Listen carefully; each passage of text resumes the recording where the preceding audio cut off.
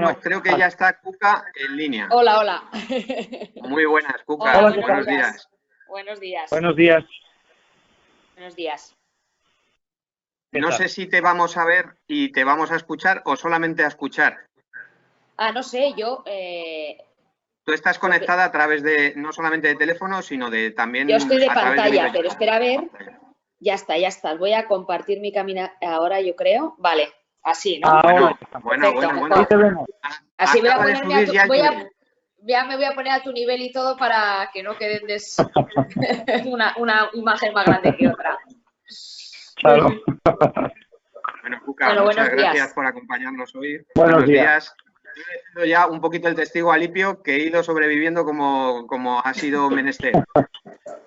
Vale. Pues nada.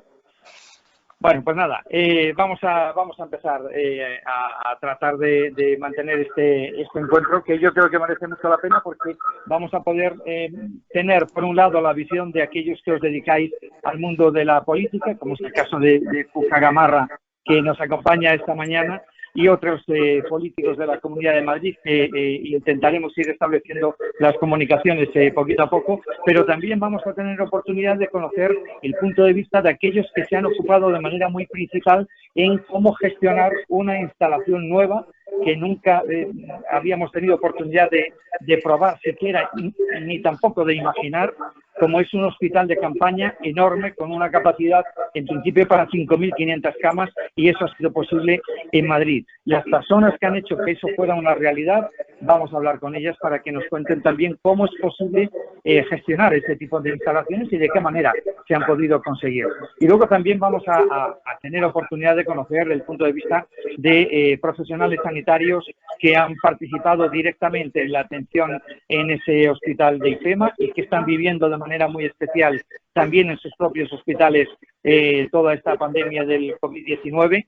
Y de la misma manera vamos a tener oportunidad de conocer a personas que desde distintas empresas e instituciones en el ámbito privado han participado, han colaborado, han contribuido a que esta haya podido ser una realidad, y en definitiva, porque esto es así, a que gracias a esa instalación, como es el caso de IFEMA en particular, hayan podido contribuir a salvar más vidas.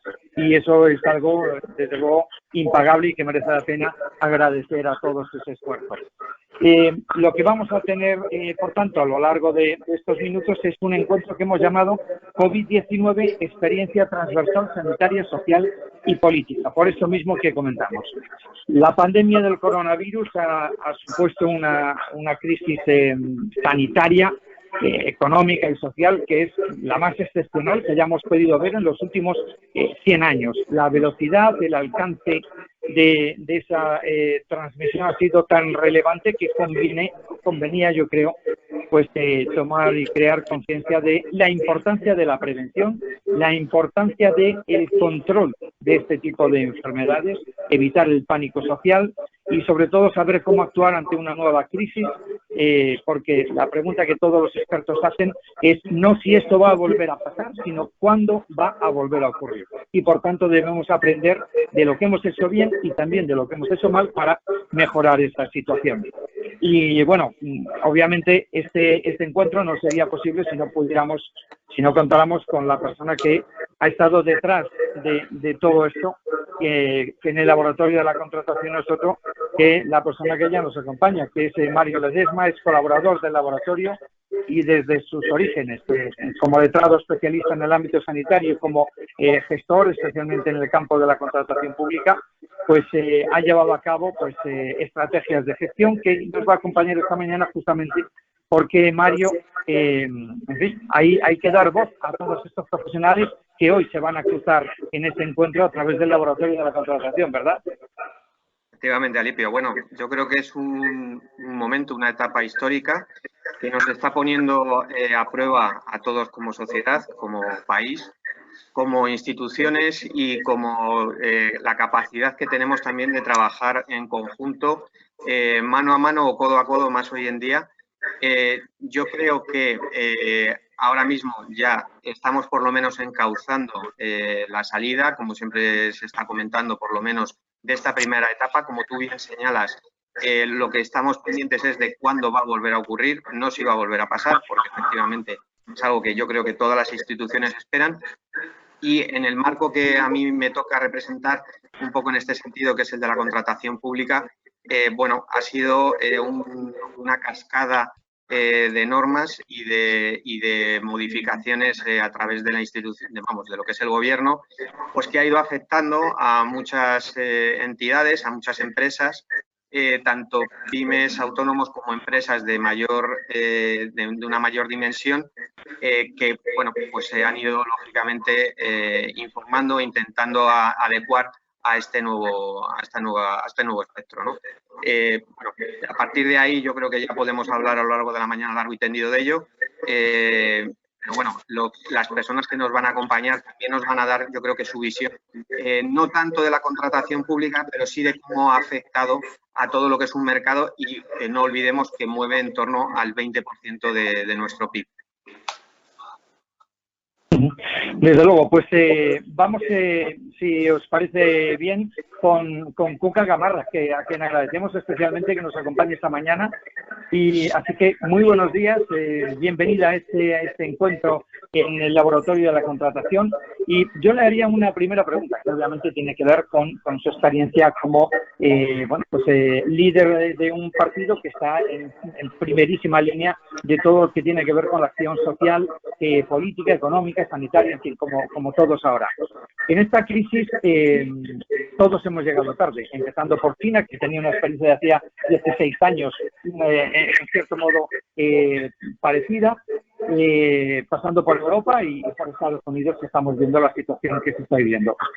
Señora Gamarra, ¿qué cosas hay que cambiar para que la próxima vez los estados estemos, digamos, mejor preparados y sepamos cómo proteger mejor a los ciudadanos?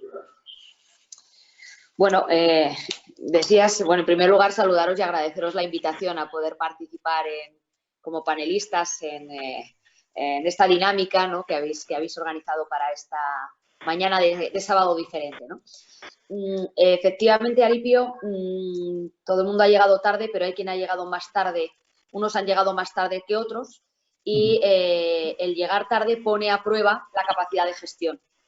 Y hace que al afrontar una pandemia como la que estamos afrontando, se pone a prueba, sin duda alguna, qué capacidad de gestión tienes, y cuanto más eficaz seas, evidentemente, más puedes contrarrestar el retraso que llevas, ¿no? Es decir, no acumular más tiempos perdidos, porque sí que es cierto que si en algo, y eso lo avisaba la OMS, si algo tiene esta crisis sanitaria es que el tiempo juega en contra, y jugar en contra te tiene que llevar a intentar recuperarlo y, por otro lado, a tener esa capacidad de eficacia a la hora de afrontar, no acumular más retrasos, ¿no? ¿Qué hay que cambiar?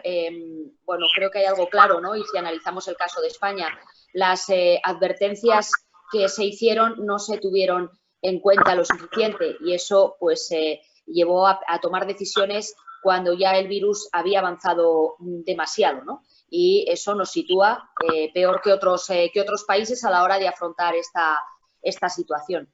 En ese sentido, creo que habrá que valorar cuando todo termine porque ahora no es el tiempo tanto de analizar qué se ha hecho mal, que también hay que ir fiscalizándolo, sino de impulsar lo que todavía hay que hacer, porque nos queda mucho recorrido, ¿no? Y en nosotros estamos enfocando así nuestro trabajo como principal partido de la oposición, pero también como un partido que ha gestionado otras crisis y que gobierna en muchos sitios, y por tanto arrimando el hombro desde las comunidades autónomas, arrimando el hombro desde los ayuntamientos, tanto desde el gobierno como desde la oposición, y a nivel nacional, con la lealtad y con la responsabilidad, apoyando todo lo que ha sido el estado de alarma y sus prórrogas para que el gobierno pueda desarrollar su tarea. Luego ya juzgaremos si se ha hecho bien o mal, ¿no? Pero creo que hay que revisar que esas alertas no se pueden frivolizar, no se pueden no tener en cuenta, que cuando la OMS avisa hay que hacer acopios de materiales y lo hizo, no se llevó a cabo. Eso nos tiene que llevar a analizar que esas alertas no tienen que ser unas recomendaciones que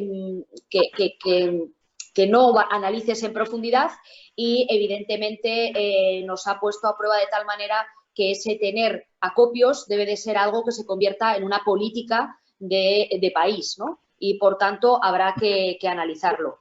Cuando nosotros hemos constituido un grupo que le llamamos una comisión para hacer el seguimiento del coronavirus, en el que están presentes personas que tienen experiencia en la gestión desde el Partido Popular, exministras, secretarios generales de ministerios, secretarios de Estado de distintos ámbitos, expertos que en estos momentos están afrontando desde el ámbito sanitario en hospitales o en otros aspectos también esta crisis, y nos parece que no es similar, porque esto tiene una envergadura que nunca habíamos vivido. Estamos hablando ya de en torno a 23.000 fallecidos de manera oficial, pero ahí también hay que hacer un análisis y una reflexión sobre cómo estamos contabilizando, y nos parece que es muy... Vamos a ver cómo lo explico, porque no es igual, ¿no? Pero la lucha contra el SIDA llevó a que España como sociedad tuviera un plan de lucha contra el SIDA, por ejemplo, ¿no? Es decir, esto nos tiene que llevar a tener una acción integral de luchas contra las pandemias y tanto contra el coronavirus, que ahora en la fase de desescalada hay que analizar y hay que planificar posibilidades de que vuelva a repuntar y haya que volver a afrontarlo cuando todavía no tenemos ni medicamento ni tenemos vacuna, pero evidentemente ese plan de lucha contra las pandemias nos tiene que llevar a convertirlo en algo transversal y a revisar todos los sistemas, ¿no? Eso por un lado, pero por otro lado es fundamental, y además aquí estamos hablando de contratación pública, ¿no? y de gestión, y de ese aspecto es fundamental luego como con una gestión eficaz el resultado es, no voy a decir mejor, voy a decir menos malo, ¿no? Porque evidentemente cuando hablamos de vidas es muy complejo y no debemos perder nunca ese horizonte. Pero bueno, creo que el sistema se ha puesto a prueba. Y igual que hay que ver todo lo malo y hay que analizarlo, también hay que analizar cuestiones que se han hecho bien, ¿no? Y FEMA, que va a formar parte de vuestros paneles, me parece un ejemplo importante. O la colaboración público-privada que la Comunidad de Madrid estableció previamente. No le hizo falta ninguna orden ni ningún decreto de alarma ni un mando único del Gobierno de España, ¿no? Eso es un punto importantísimo. Cómo funcionaron, cómo toda la sanidad privada se puso a disposición y bajo el mando de la autoridad sanitaria en una comunidad autónoma, creo que ha sido fundamental también, ¿no? Y que lo que se ha hecho mal, que hay mucho y de lo que hablar, no permita analizar lo que también se ha hecho bien, porque no seríamos justos como sociedad, ¿no? Y creo que necesitamos también ver cómo en muy poco tiempo este país tiene ejemplos muy buenos, ¿no? Porque como sociedad también lo necesitamos para afrontar lo que estamos viviendo.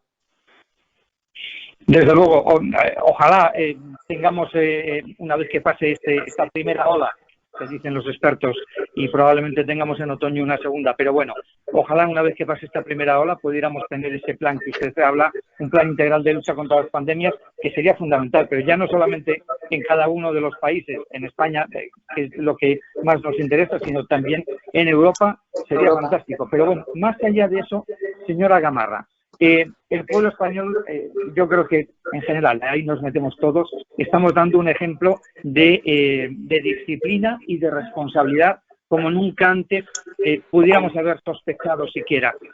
¿Cuál es la opinión que usted tiene de cuál ha sido su papel? Ahora hablo de los políticos, tanto desde el gobierno como desde la oposición, porque hemos visto diferentes perfiles y no sé si habría que darle una vuelta también a esa situación. ¿Cómo lo ha visto usted? Bueno, yo comparto con usted que el papel de la sociedad española es ejemplar, ¿no? Un estado de alarma significa, por una cuestión sanitaria y estar confinados en casa, haber parado la economía, estar los más mayores, estar viviendo en soledad, que no lo debemos perder de vista, porque la gente mayor que ha levantado este país, ahora mismo muchísimos de ellos están en sus casas solos. Y estamos hablando de los niños y de cómo los niños van a salir el lunes, bueno, mañana, ¿no? Van a poder salir a pasear, pero no debemos perder la perspectiva de que tenemos que buscar también cómo proteger a las personas mayores, a nuestros mayores, que están viviendo muchos en soledad y que su salud no solo física, sino también mental, la tenemos que cuidar, ¿no? Y no perdamos esa perspectiva, ¿no? Que están pagando un alto precio. Los políticos, habrá que analizar la gestión que ha llevado a cabo cada uno, en el sentido de si sus acciones han sido lo suficientemente capaces, o sea, si han estado a la altura y han dado el mejor resultado posible dentro de las dificultades, o de si no lo han dado. Y hay casos que están ahí, ¿no? Hemos vivido esta semana, si hablamos de contratación, todo el tema de las mascarillas defectuosas que se han puesto en circulación, y que ahí habrá que analizar cómo una contratación de emergencia es una contratación que te permite ser más ágil, pero no te tiene que llevar a no valerte de algunos mecanismos, como son las listas de los proveedores habituales, aquellos que tienen licencias, etcétera. Ahí hay que analizar en profundidad todo ese ámbito, ¿no? La política en estos es gestión para aquel que está en el gobierno, y por tanto habrá que analizarlo, y hay que analizarlo en profundidad. Y por otro lado, si me pregunta en lo que a mí respecta, o el Partido Popular a nivel nacional, que lideramos la oposición, hemos marcado dos líneas de acción, ¿no? Una, como un partido nacional, que allí donde gobernáramos diéramos lo mejor de nosotros mismos, incluso cubriendo aquello a lo que no llegara otra administración. Y trabajar desde la lealtad y desde tender la mano a la mejor coordinación posible con el Ministerio y con el mando único. Y creo que están los ejemplos ahí de nuestros presidentes autonómicos que están dándolo todo, y que además están colaborando y trabajando con el Gobierno de España, y dejando para más adelante lo que haya que decir o lo que haya que poner desde la crítica constructiva, o desde lo que se ha sufrido cuando no se ha tenido lo que se tenía que haber proporcionado, ¿no? Y por otro lado, desde la dirección del partido, como líderes de la oposición en el Congreso y en el Senado, pues trabajar desde la lealtad, porque es lo que merecen los españoles. Y eso nos ha llevado desde el primer momento a ser un partido que ha votado a favor del estado de alarma y de todas las prórrogas, por encima de los socios de gobierno. Creo que ahí hemos demostrado nuestra responsabilidad, ¿no? E intentar aportar con iniciativas.